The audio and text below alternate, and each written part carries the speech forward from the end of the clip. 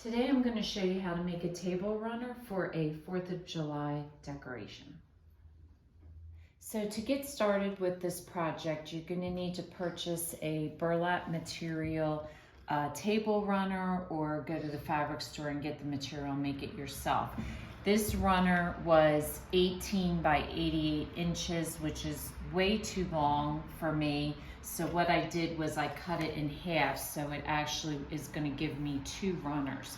But the width I liked, so the 18-inch wide was perfect, but only 44 inches long is what you're kind of going for with this.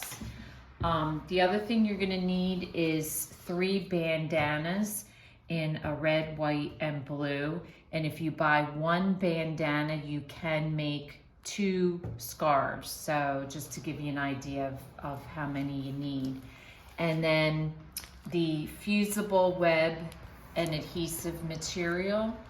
Then you're going to need a pair of fabric scissors, regular scissors, a pen, and an iron and an ironing board, and then 3 different stars. Now what I did was I just went on my Word program and did a star, and I created 1 star, and then I created one a little larger and then a little larger than that. So to give you an idea the size of the star, this one is almost 8 inches from tip to tip, and then this one is 7 inches from tip to tip, and then the third one is about 4.5 from tip to tip.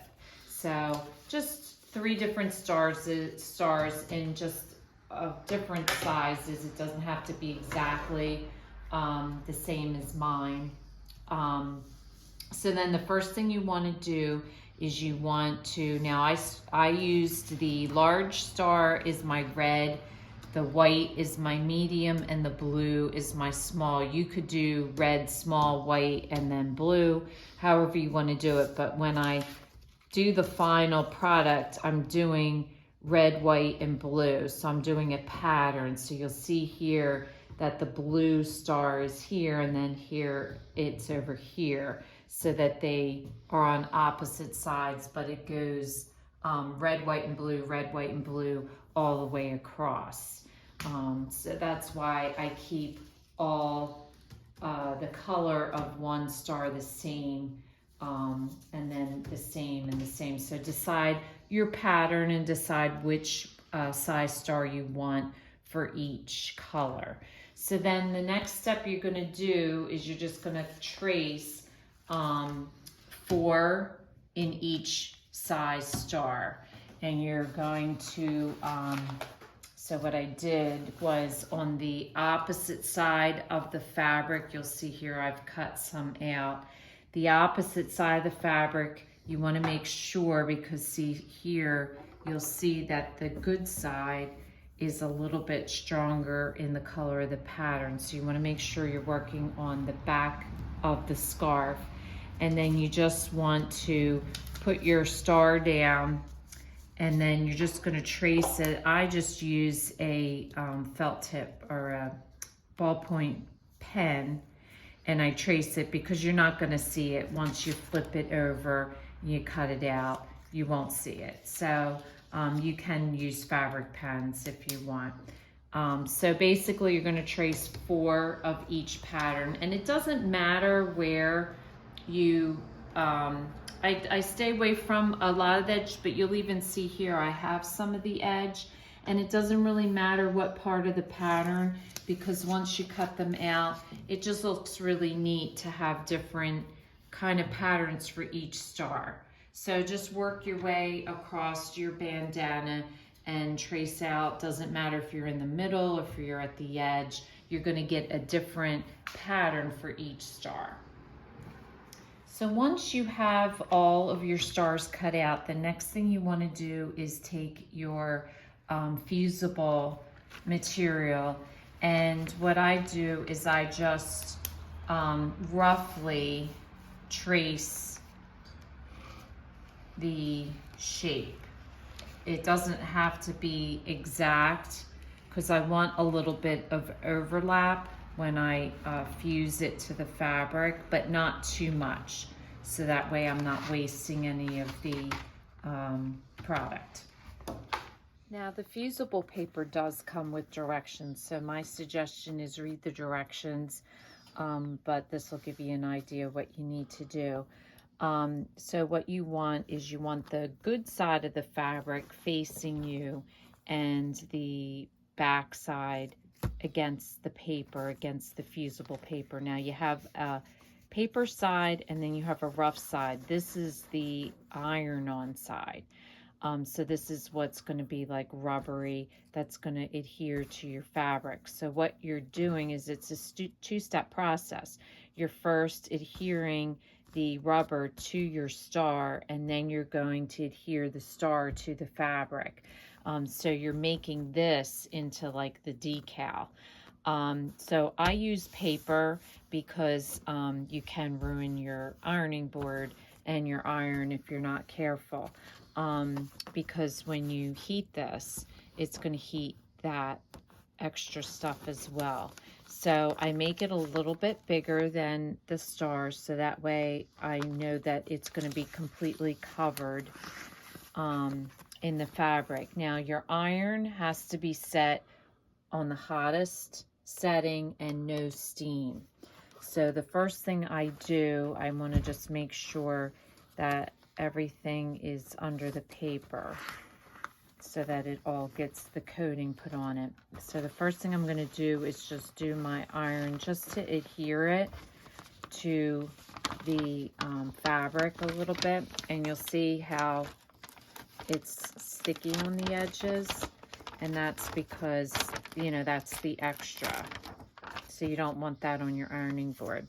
Then what I'm going to do is take my scissors and I'm just going to trim off the edging all the way around, and then I'm going to iron it again a lot so that I make sure that it's secure.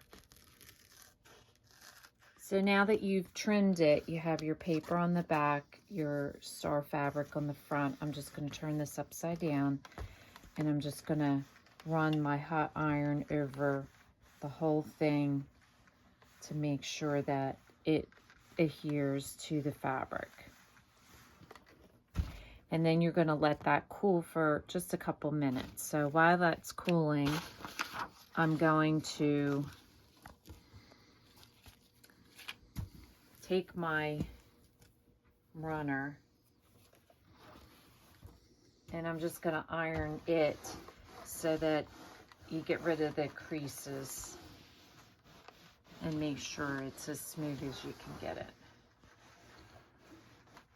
Now that your stars are cooled, the next step is to peel off that paper backing. It's just like kind of like the same idea as contact paper at this point. So you just want to just rub against the corner and just gently peel. And now your rubber backing is now on the fabric.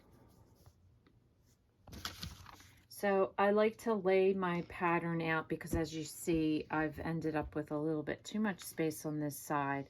So now once I have it, I'm going to just gently move them all down, make sure that they're lined up. You just randomly put the stars, but it's a pattern: red, white, blue, red, white, blue. So just maneuver them around until you got them spaced out the way you want it, and then it'll be ready to start ironing. So now once you have your stars where you want them, then you're going to follow the same process with your iron. You're just going to put the iron over the star and it will adhere to the fabric. So just take your time, just start at one end and work your way down. And that's all there is to the project.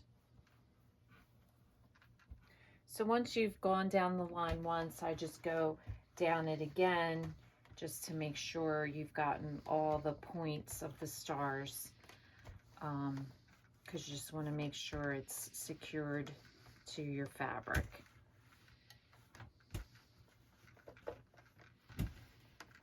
So this project was a little bit time consuming in cutting out all the stars and stuff, but has very simple materials. My bandanas only cost me 99 cents each.